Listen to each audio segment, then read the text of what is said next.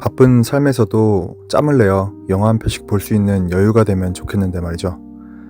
시간의 여유보다는 마음의 여유를 못 챙기고 있다고 생각하는 요즘입니다. 오늘은 비교적 최근에 본 영화 굿바이에 대해서 간략하게 이야기해보고자 합니다. 영화를 보고 잘 사는 인생이란 무엇일까에 대해 잠깐이나마 생각을 해보게 되니까 제 기준에서는 훌륭한 작품이라는 생각이 들었습니다. 어린 시절부터 첼리스트가 꿈이었던 다이고는 악단에 들어간 지 얼마 되지 않고 해체가 되는 상황을 맞이합니다. 늦은 시기에 악단에 합류했지만 이제 어엿한 프로라는 생각에 1억 원이 넘는 돈을 빌려서 고가의 첼로까지 구매했는데 다이고에게는 날벼락 같은 상황이기도 했습니다. 첼리스트의 삶을 꿈꾸던 다이고에게 악단의 해체는 큰 충격이기도 했습니다. 첼리스트로서 다른 악단에서의 또 다른 시작을 의미하는 것이 아니라 본인의 재능의 한계를 느끼고 첼리스트가 아닌 다른 삶을 생각해야 하는 낯선 시작이기도 했기 때문이죠. 그동안 자신을 지지해준 아내에게도 이러한 자신의 감정을 솔직하게 털어놓고 돌아가신 어머니가 남겨둔 고향의 작은 가게로 돌아가서 귀향 생활을 시작하게 됩니다.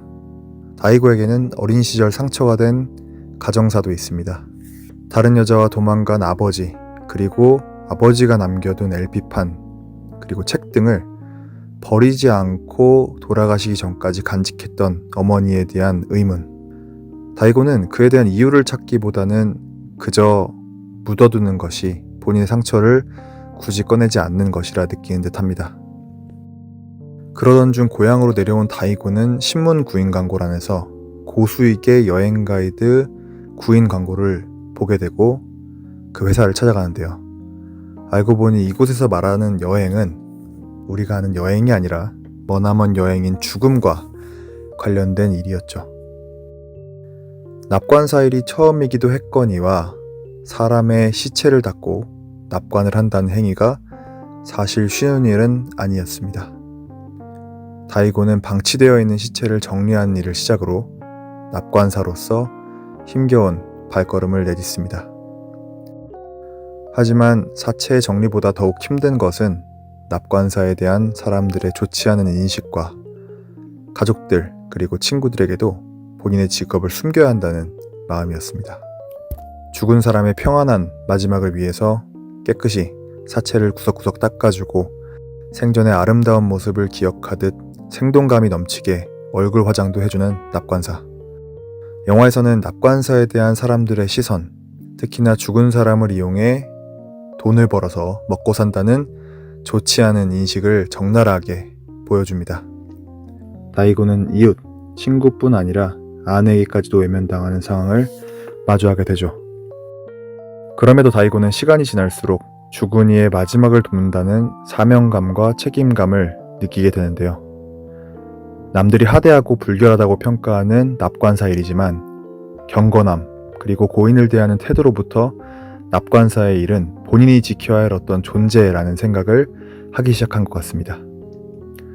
또한 다이고는 꿈을 위해서 보내온 첼리스트의 순간들과 그럼에도 느껴야 했던 경제적인 어려움에 대해서 다시 한번 생각을 하게 됩니다.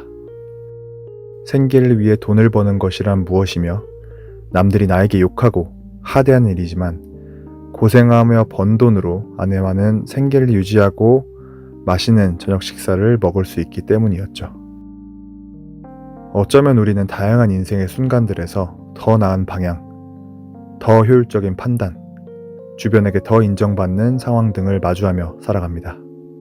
사회적 동물이란 이러한 상대방과의 교류가 없다면 살아남을 수가 없기에 우리는 타인에게도 많은 에너지를 쏟고 사는 것 같습니다. 하지만 타인에게 외면을 받고 손가락질을 받을 때 우리는 어떻게 대처해야 할까요? 그 정도까지는 아닐지라도 직장에서, 사회에서 나 스스로를 힘들게 하는 상황에 놓여진다면 어떻게 하면 될까요? 그리고 그런 순간에 지켜야 할 가족이 나에게 있다면 어떨까요? 다이고와 같은 상황이 우리 인생에서는 절대 오지 않는다는 판단을 과감하게 내릴 수가 있을까요? 다이고는 본인의 삶을 본인이 결정하도록 마음이 가는 대로 따라갑니다. 주변의 시선이나 수군거림보다도 더욱 힘든 건 어쩌면 너는 결국 해내지 못할 거야 라고 스스로에게 속삭이는 마음의 소리였을 겁니다. 인생에서 절망의 순간은 찾아옵니다. 우리 인생이 기쁨의 순간들에 환호하는 것처럼 어쩌면 단 한 명도 빠짐없이 누구에게나 찾아오는 것이 각양각색의 아픔일 것입니다. 우리가 삶을 있는 그대로 받아들인다는 것은 꽤 어렵고 힘든 것일지 모르겠습니다. 하지만 삶에서 오는 고난과 역경까지 내 삶의 일부라고 받아들이고 앞으로 나아갈 수 있다면, 나 스스로를 괴롭히는 자아가 있다는 것도 받아들이고 인정하고 덤덤한 마음가짐으로 나아갈 수 있다면, 어쩌면 우리는 힘든 삶 속에서도 내 삶을 살아가고 있다고 말할 수 있을 것입니다. 저도, 그리고 이 글을 통해 만나게 되는 분들도 그러한 씩씩함과 마음가짐이 마음속에 피어나서 앞으로도 스스로를 아껴주고 신경 써주기를 바라봅니다.